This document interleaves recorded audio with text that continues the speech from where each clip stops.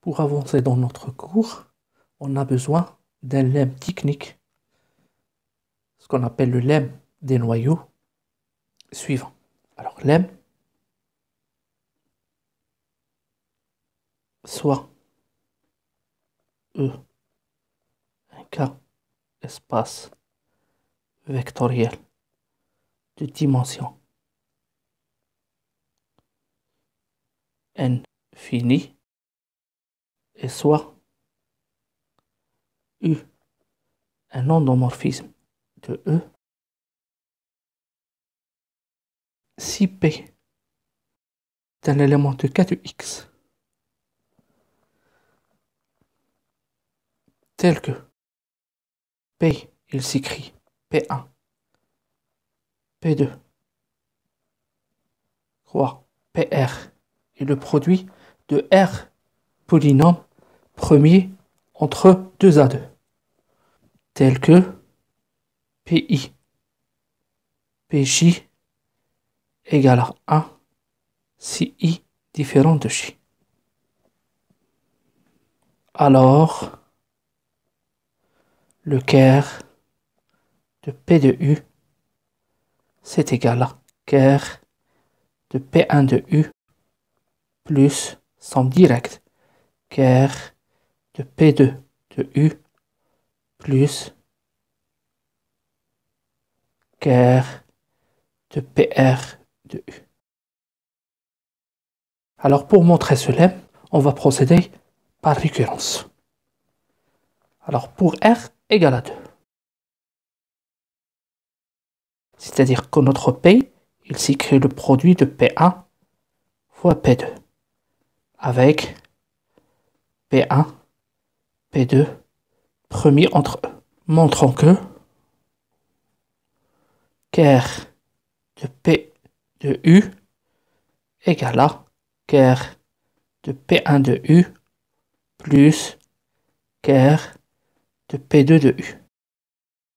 P1 et P2 sont premiers entre eux, alors il existe A, P, deux éléments de K de X, tels que A, P1 plus B, P2 égale à le polynôme 1. Donc, A, P1 de U plus B, P2 de U égale à l'identité de E. Autrement, quel que soit X élément de E, A, U rend P1 U de X plus B, U rend P2 U de X égale à X. Donc on voit bien que quel que soit X élément de E, on va appeler ça X2 plus X1.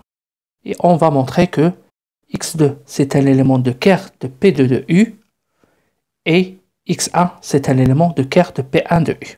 En effet, on a P de U de A U rond P1 U de X, c'est égal. On a vu que les polynômes en U commutent entre eux, ce qui implique que A de U rend P2 de U rend P1 de U de X, c'est égal à A de U rend PU de X. Si X est un élément de ker de P de U,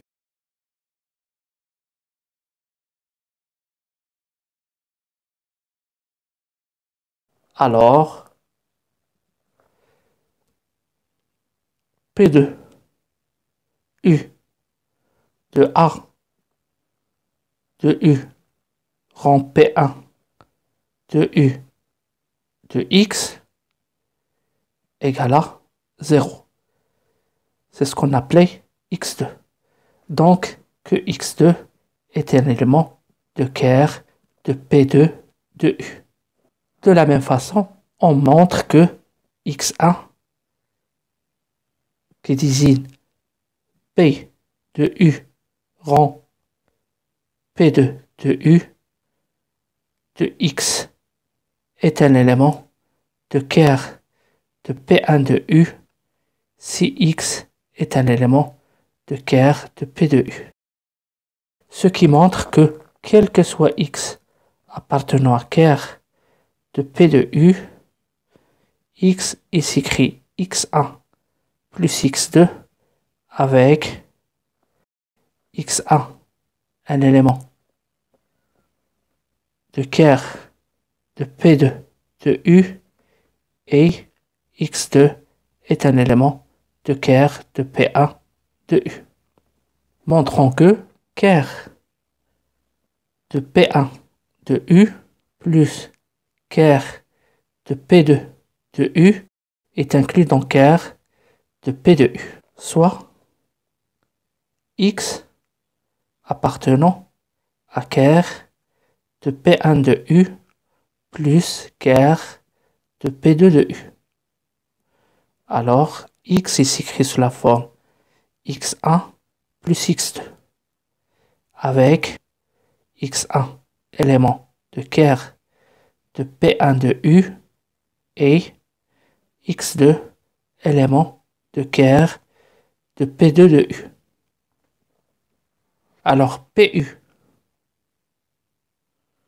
de X c'est égal à PU de X1 plus PU de X2 car PU est une application linéaire de E dans E. Et donc c'est égal à P2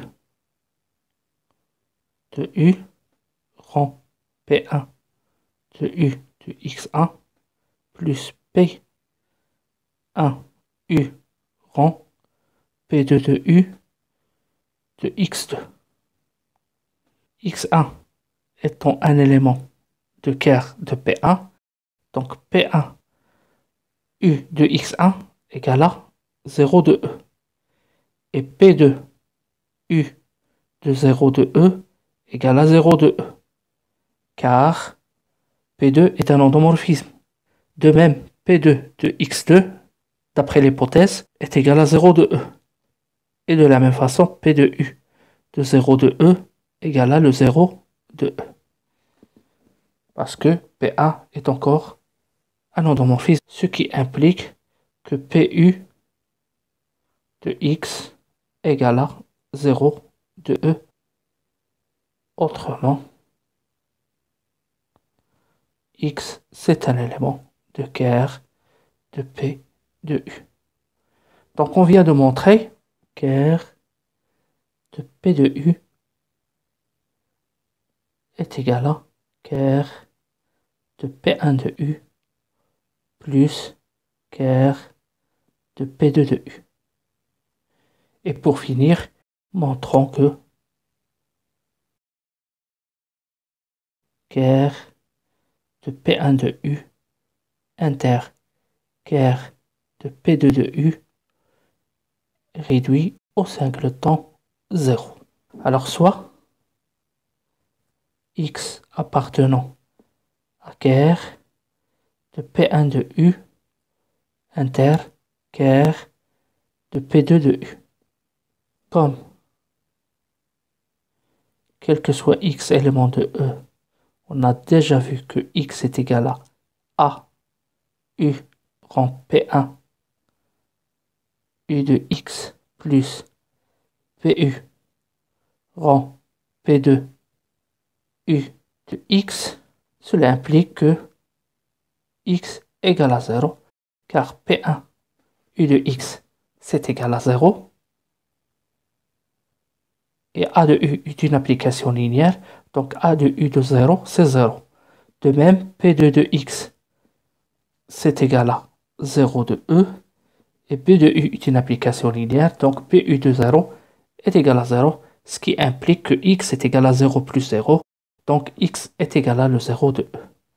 Donc conclusion, si P égale à P1 fois P2 avec P1 et P2 sont premiers entre eux, le ker de P de U, c'est égal à la somme directe de ker de P1 de U plus ker de P2 de U. Alors maintenant, on va supposer que la propriété est vraie jusqu'au rang R. Et montrant qu'il reste vrai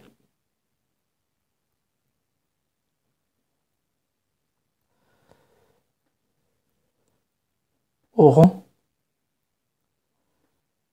R plus 1. Autrement, on va supposer que notre P s'écrit le produit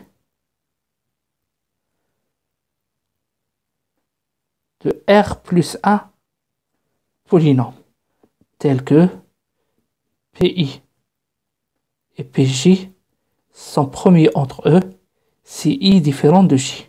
On va noter ce produit de P1 jusqu'à PR par Q. Donc notre P, il devient Q fois PR plus 1. Montrons que Q est premier avec PR plus 1. Supposons le contraire, soit A, un élément de K de X, tel que A divise Q et A divise PR plus 1.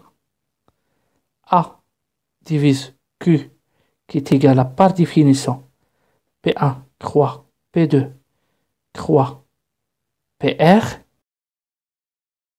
et ces polynômes sont premiers 2 à 2, cela implique que A divise l'un de ces polynômes. Cela implique qu'il existe I0 appartenant à 1 jusqu'à R tel que A divise P I0. Donc on aura A divise P I0 et A divise PR plus 1. Mais PI0 et PR plus 1 sont premiers entre eux.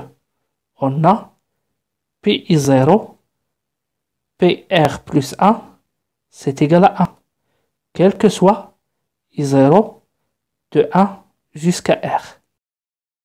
Ce qui montre que A égale à 1. Donc le seul diviseur commun de Q et PR plus 1, c'est 1. Ce qui montre que les deux polynômes Q et PR plus 1 sont premiers entre eux. Donc, on a P égale à Q croix PR plus 1 avec Q et PR plus 1 sont premiers entre eux. Donc, d'après la première étape de récurrence, ker de P de U égale à ker de Q de U plus ker de P R plus 1 de U. Ker de Q de U, c'est égal à ker P1 de U plus ker de P2 de U plus ker de PR de U, puisque la propriété est vraie pour R. Ce qui implique enfin que ker de P de U égale à ker de P1 de U plus ker de P2 de U plus ker de PR de U plus ker de PR plus 1 de U. D'où le résultat.